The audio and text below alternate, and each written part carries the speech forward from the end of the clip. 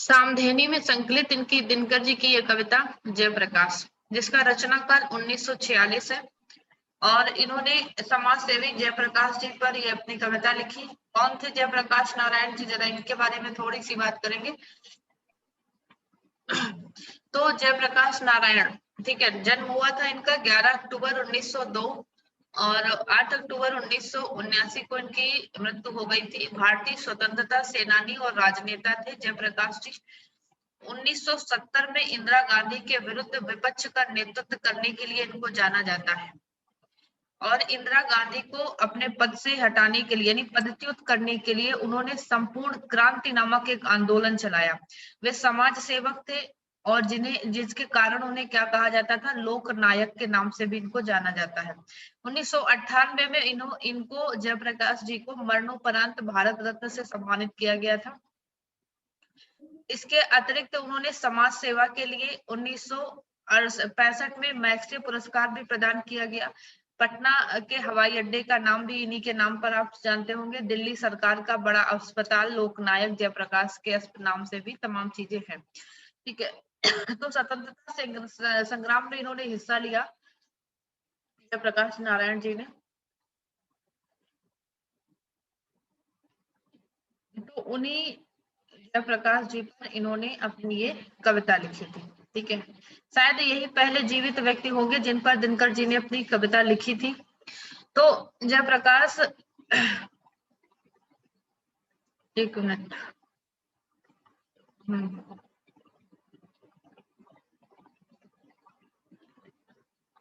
द्वितीय विश्व युद्ध के दौरान क्या था, अंग्रेज सरकार के खिलाफ इन्होंने आंदोलन का नेतृत्व किया 1939 में। और ये कविता कब लिखी इन्होंने, 46 में कविता लिखी, यानी आजादी के पहले ये दिनकर जी ने कविता लिखी। तो 1939 में उन्होंने विश्व युद्ध के दौरान अंग्रेज सरकार के खिलाफ एक लोक आंदोलन का नेतृत्व किया और उन्होंने सरकार को राजस्व रोकने के अभियान चलाए, ठीक है, सरकार के कैसे राजस्व को रोका जा सके। और टाटा स्टील कंपनी थी, हड़ताल करा के उन्होंने प्रयास किया अंग्रेजों को इस्पात न मिले। इनको 9 महीने की कैद की सजा भी सुनाई गई। जेल से छूटने के बाद उन्होंने गांधी और सुभाष चंद्र बोस के भी सुनाए, तमाम ऐसे ये कार्य किए। और 1942 में जब भारत छोड़ो आंदोलन के दौरान वो आर्थर जेल से फरार भी हो गए थे। तो इस तरह से, और उन्होंने ऐसे देश में मतलब आजादी के पहले भी महत्वपूर्ण भूमिका निभाई, स्वतंत्रता आंदोलनों में भाग लिया और आजादी के बाद भी उन्होंने यानी कि आंतरिक रूप से राजनीति में, जो भारत की राजनीति में अगर ऐसे कोई जहां पर उन्होंने भी अपना नेतृत्व खुल करके किया, ठीक है।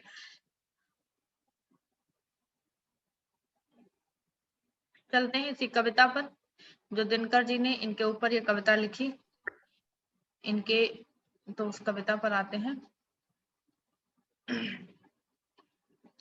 सामधेनी में संकलित है ये भी कविता।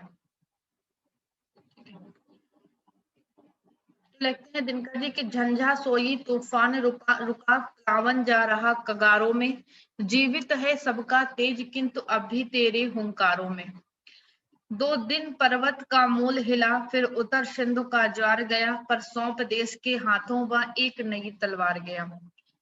जय हो भारत के नए खड़ग, जय तरुण देश के सेनानी, जय नई आग, जय नई ज्योति, जय नए लक्ष्य के अभिमानी।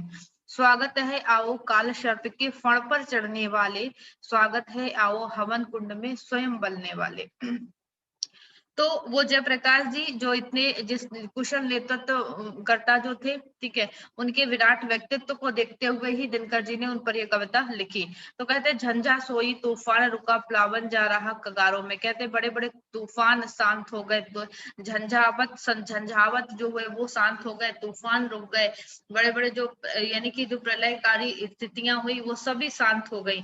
लेकिन कहते हैं कि लेकिन सबका तेज, जीवित है सबका तेज किंतु अभी तेज, लेकिन इन सभी का अगर कहते हैं तेज अगर देखा जाए तो ये शांत जरूर हो गए, लेकिन इनका जो तेज है वो तुम्हारे आज जयप्रकाश, तुम्हारे मतलब उन्हीं तेरे मतलब उन्हीं जयप्रकाश नारायण जी के लिए, कहते तुम्हारे हुंकार में ही आज इन सब का तेज मानो जीवित है। कहते 2 दिन पर्वत का मूल हिला फिर उतर सिंधु का ज्वार गया, यानी कि मानो इनके नेतृत्व में मानो पर्वत को ही हिला दिया हो। कहते कि सिंधु का जो ज्वार भी कम हो गया हो, लेकिन इस सौंप देश के हाथों में। लेकिन उन्होंने क्या किया, यानी अपने देश के हाथों में एक नई तलवार को उन्होंने सौंप दिया, और वो यानी कि एक देश को एक नई दिशा दी, एक नई दिशा दी, एक नया नेतृत्व दिया उन्होंने। और किस तरह से बड़े बड़े यानी आंदोलनों का उन्होंने समर किया, युवाओं को अपने साथ लिया। तो कवि कहते हैं कि जय हो भारत के नए खड़ग, यानी कि भारत का एक नया खड़ग नाम देते हैं कवि उनको, कि भारत तुम्हारी जय हो, तुम एक भारत के नए अस्त्र हो, नए खड़ग हो।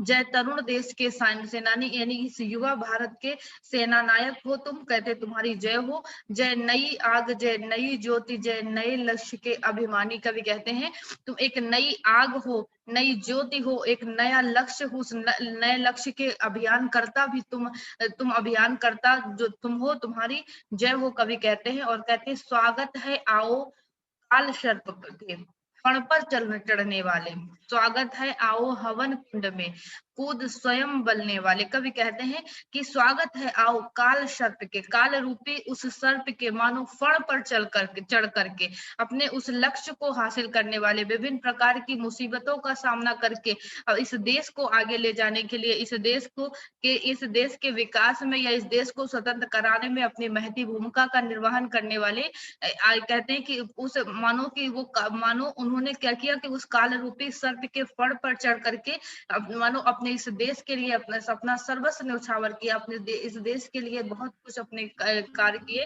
और कहते हैं स्वागत है आओ हवन कुंड में कूद स्वयं बलने वाले, यानी हवन कुंड में जो स्वयं को बलिदान करने वाले, यानी कि बड़ी से बड़ी परेशानियों मुसीबतों में स्वयं आगे आने वाले, मुट्ठी में लिए भविष्य देश का, वाणी में हुंकार लिए, कहते हैं जिसकी सिर्फ मुट्ठी में क्या है, संपूर्ण देश का, भारतवर्ष का मानो अपने भविष्य लिए है वो अपनी मुट्ठी में, और उसकी वाणी में मानो एक हुंकार है। मन से उतार कर हाथों में निज सपनों का संसार लिए, जो क्या करता है, अगर वो जो स्वप्न देखता है, अगर जिसने अपने मन में जो स्वप्न लिए देखे थे, अपने मन में जो स्वप्न सोचे थे, उन सपनों को अपने मतलब उन सपनों का हाथों में लेकर, मतलब उन सपनों को जो साकार करने के लिए उतर पड़ा है, और निज सेनानी करो प्रयाण अभय, भावी इतिहास तुम्हारा है।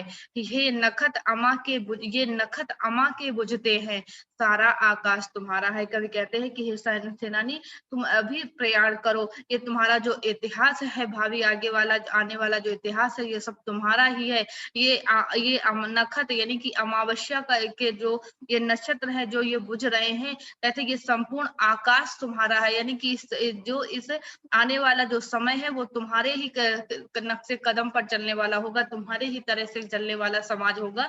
कवि कहते हैं कि जो कुछ था निर्गुण निराकार, तुम उस द्युति के आकार हुए। ठीक है, जो कुछ था निर्गुण निराकार, यानी कि इस संसार में जो कुछ भी था, जो निर्गुण था, जो निराकार था, कहते हैं जो निराकार था, जो निर्गुण था, कवि कहते हैं कि तुम उस सब की तुम कैसे हो, उस सब की तुम एक चमक के रूप में, एक प्रकाश के रूप में तुम्हारा, यानी तुम यहाँ पर हमारे सामने, अगर तुम एक आकार तुम्हारा मिला, उस निर्गुण और निराकार की एक प्रकाश के रूप में तुम हमारे सामने उपस्थित हो। पीकर जो आग पचा डाली, तुम स्वयं एक अंगार हुए, सांसों का पाकर वेग देश की, हवा तवी सी हो जाती, गंगा के पानी में देखो परछाई आग लगाती। कवि उनके व्यक्तित्व का ही वर्णन पूरी कविता में करते हैं, कहते हैं कि पीकर आग, यानी कि जिन्होंने आग पचा डाली, यानी कि बड़े बड़े जिन्होंने आग को पीकर, यानी कि जो स्वयं बड़ी बड़े कठिनाइयों को सह करके जो आज खुद एक अंगार का रूप धारण कर चुके हैं, यानी और कहते हैं कि सांसों का पाकर वेग देश की, हवा तवी, यानी जिनकी सांसों का वेग पकड़ के, मतलब जिनका नेतृत्व ही इतना था, यानी प्रभावशाली था कि मानो यानी कि संपूर्ण युवा यानी कि यह भारतवासी क्या करते थे, मानो एक उनके अंदर एक नई ऊर्जा का संचार हो जाता था, मानो एक नए वेग से यानी कि ये संपूर्ण देश चलने लग जाता था। गंगा के पानी में देखो परछाई आग लगाती, मानो जिनकी परछाई भी गंगा के पानी में सी मानो आग से लगा रही हो।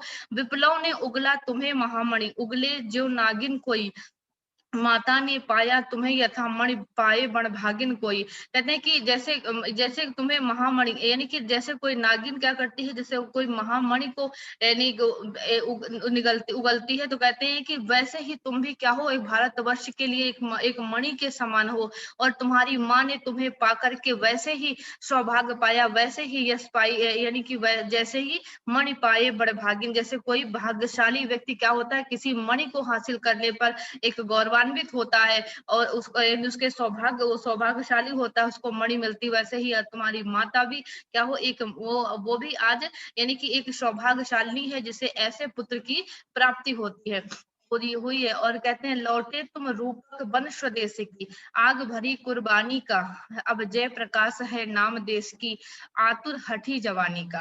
कहते हैं उसको जय प्रकाश जो नहीं मरण से डरता है, ज्वाला को बुझते देख कुंड में, ज्वाला जो स्वयं स्वयं कूद जो पड़ता है। कवि कहते हैं कि लौटे तुम रूपक बन स्वदेश की, यानी आग भरी कुर्बानी का, यानी कि इस यानी कि देश में एक स्वदे कहते हैं कि देश की इस कुर्बानी का तुम मानो, स्वदेश की इस कुर्बानी का मानो रूपक बन गए हो, यानी कि तुम्हारा एक एक रूपक के रूप में तुम आज सामने हो। और कहते हैं देश की आज उस कुर्बानी का मानो नाम ही आज जयप्रकाश हो गया है, जयप्रकाश नाम ही मानो कुर्बानी का रूपक हो गया है।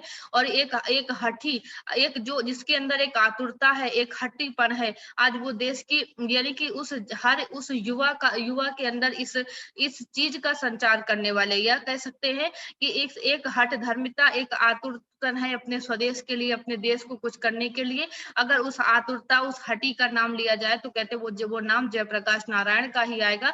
वही इतनी अपने देश के लिए इतनी हठ धर्मिता से और इतने मन से अपने देश के लिए एक आगे हर क्रांति में आगे आकर के हर क्रांति में आगे आता है। और कभी कहते हैं ज्वाला को बुझते देख कुंड में, स्वयं कूद जो पड़ता है, और वह जयप्रकाश है, जयप्रकाश वह जो ना कभी सीमित रह सकता घेरे में। कभी कहते हैं कि जो ज्वालाओं को, यानी कि अगर हवन कुंड की ज्वाला को देखकर जो स्वयं कूद पड़ता है, यानी कि अगर कोई चिंगारी, अगर आंदोलन कहीं जिस आंदोलन को वो प्रेरणा है, अगर वो कम कर होते हुए दिखाई पड़ता है, उसकी आवाज दबती हुई दिखाई पड़ती है, तो वो स्वयं आगे आकर के उसको और बुलंद करने की कोशिश कर जाते हैं। कहते हैं वो जयप्रकाश ही है जो एक सीमित, एक किसी दायरे में नहीं रह सकते, एक सीमित घेरे में नहीं रह सकते, अपनी मशाल जो जला बांटता फिरता ज्योति अंधेरे में। और जो क्या करता है, जो स्वयं अपनी मशाल को लेकर अंधकार में एक ज्योति को मानो प्रकाश को बांटता हुआ घूमता है, वो जयप्रकाश जी है। और कभी कहते हैं वो है जयप्रकाश वह जो कि अंगु का चरण मुख की भाषा, है जयप्रकाश वह टिकी हुई जिस पर स्वदेश की आशा। कवि कहते हैं कि जो वह जयप्रकाश है, जयप्रकाश वह है जो कि पंगु का चरण मूक की भाषा, यानी कि जो एक एक मतलब पंगु, यानी जो मतलब चलने में असमर्थ है, जो पंगु है, यानी उसके क्या है, उसके लिए मानो एक नए एक चरण का काम कर जाता है, उसको मानो एक नए कदम मिल जाते हैं, उसके चाल में एक तेजी आ जाती है। जो मूक है मानो उसको एक भाषा मिल जाती है। ऐसे वो जयप्रकाश है। कहते हैं वह जयप्रकाश है, जयप्रकाश वह टिकी हुई जिस पर स्वदेश, कहते हैं जयप्रकाश वह है जिस पर संपूर्ण देश की या अपने स्वदेश की एक आशा, एक उम्मीदें टिकी हुई हैं, वो जयप्रकाश है। कवि कहते हैं हाँ जयप्रकाश है नाम समय की, करवट की का अंगड़ाई का, भूचाल बवंडर के ख्वाबों से भरी हुई तरुणाई का। है जयप्रकाश वह नाम जिसे इतिहास समादर देता है, बढ़कर जिसके पद चिन्हों को उर पर अंकित कर लेता है। कवि कहते हैं हाँ जयप्रकाश है नाम समय की, करवट की, कवि कहते हैं कि जयप्रकाश उस समय का नाम है, उस करवट का नाम है, उस अंगड़ाई का नाम है, उस भूचाल, जो भूचाल और बवंडर जो है, जो आज इस देश में स्थिति व्याप्त है, उनके उन बवंडर के जो ख्वाब, इन ख्वाबों से, यानी कि इन ख्वाबों से जो भरी हुई एक जो युवा अवस्था है, जिनके एक जो युवा वर्ग है, उन युवाओं के अंदर एक नए सपनों का संचार करने वाला वो जयप्रकाश है। कवि कहते हैं नाम उसका है जयप्रकाश कहते हैं। और जयप्रकाश वह नाम जिसे इतिहास समादर देता है। कवि कहते हैं जयप्रकाश वो नाम है जिसको इतिहास भी सम्मान देता है, आदर देता है, बढ़कर जिसके पद चिन्हों को उर पर अंकित कर लेता है। कहते हैं इतिहास भी जिसके चरण चिन्हों को, जिसके पद चिन्हों को अपने हृदय पर धारण कर लेता है, मानो उसके हर क्रियाकलाप मानो इतिहास बन जाते हैं, मानो इतिहास के रूप में अंकित हो जाते हैं। कहते हैं ज्ञानी करते जिसको प्रणाम, बलिदानी प्राण चढ़ाते हैं, वाणी की अंग बढ़ाने को, गायक जिसका गुण गाते हैं, आते ही जिसका ध्यान दीप्ति हो प्रतिभा पंख लगाती है, कल्पना ज्वार से उद्वेलित मानस तट पर थर्राती है। कवि कहते हैं ज्ञानी करते जिसको प्रणाम, यानी कि जिस जयप्रकाश को ज्ञानी जन भी क्या करते हैं, मानो झुककर प्रणाम करते हैं। बलिदानी पुरुष जिसके लिए समझ लो समझो अपने प्राणों को न्यौछावर करने के लिए तैयार रहते हैं, जिस पर और कहते हैं वाणी को अंग बढ़ाने को, गायक जिसके गुण गाते हैं, मानो अपनी वाणी को आगे बढ़ाने के लिए, मानो जो गायक है जो क्या करते हैं, जिसका गुणगान करते हैं, आते ही जिसका ध्यान दीप्ति हो प्रतिभा पंख लगाती है, आते ही जिसका ध्यान आते ही मानो प्रतिभाएं, यानी कि जो प्रतिभाएं मानो क्या कर लेती है, एक नई पंख उनमें आ जाते हैं, मानो कल्पना ज्वार उद्वेलित मानस तट पर थर्राती है। और कहते हैं कि कल्पना का ज्वार मानो उद्वेलित हो करके, है ना, कि मन रूपी तट पर मानो एक यानी वो थर्राने सी लगती है, कि यानी नई नई प्रतिभाओं को, नई नई कल्पनाओं को मानो जिसका नाम लेते ही मानो पंख मिल जाते हैं। वह सुनो भविष्य पुकार रहा, वह दलित देश का त्राता है, सपनों का दृष्टा जयप्रकाश भारत का भाग्य विधाता है। कवि कहते हैं कि वह सुनो भविष्य पुकार रहा, कवि कहते हैं कि वह सुनो, ये भविष्य इसको यानी कि सुनो उसको भविष्य पुकार रहा है। वह दलित देश का, यानी कि वो जो हम ये दलित जो वर्ग है, जो निम्न वर्ग है, उसको यानी कि उसका त्राता, यानी वो सपनों का दृष्टा, ये सपनों को देखने वाला वो जयप्रकाश, मानो वो क्या है, भारत का भाग्य विधाता है, भारत की रक्षा करने वाला है, भारत का भाग्य बनाने वाला है, वो जयप्रकाश है। तो ये जयप्रकाश नारायण पर ये दिनकर जी ने ये कविता 1946 में लिखी, जो उनके कविता संग्रह सामधेनी में संकलित है। ठीक है।